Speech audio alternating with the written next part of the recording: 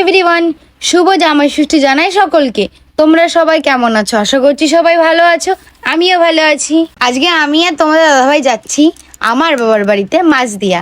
তো সবার আগে আমরা হেলেঞ্চা বাজার থেকে অটো করে চলে যাব দত্তফুলিয়া। আর আজকে ছিল প্রচুর গরম। আর তোমরা কে কে জামাই ষষ্ঠীতে শ্বশুর বাড়ি গিয়েছো অবশ্যই আমাকে কমেন্ট করে জানিও। এরপর দত্তফুলিয়া থেকে অটো করে চলে আসলাম আরনঘাটা স্টেশনে। তারপর ট্রেনে উঠে পড়লাম। ভেবেছিলাম ট্রেনে প্রচন্ড ভিড় হবে, কিন্তু একদমই ভিড় হয়েছিল না। এরপর ট্রেন থেকে নেমে টোটো করে চলে আসলাম বাড়ির দিকে। আর আমার শাড়িটা তোমাদের সকলের কেমন লাগছে অবশ্যই কমেন্ট করে জানিও। আর তোমরা কি খেয়াল করেছো আমি আজকে পুরো সবুজে সবুজ হয়ে গেছি। আমার হাতের নখ থেকে আমার পায়ের নখ পর্যন্ত আজকে গ্রিন কালার ছিল। 3 ঘন্টা পর সবে শ্বশুরবাড়ি এসে পৌঁছালাম।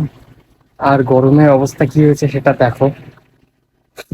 সবার আগে এসে ফ্যানটা চালিয়ে নিয়েছি, কিন্তু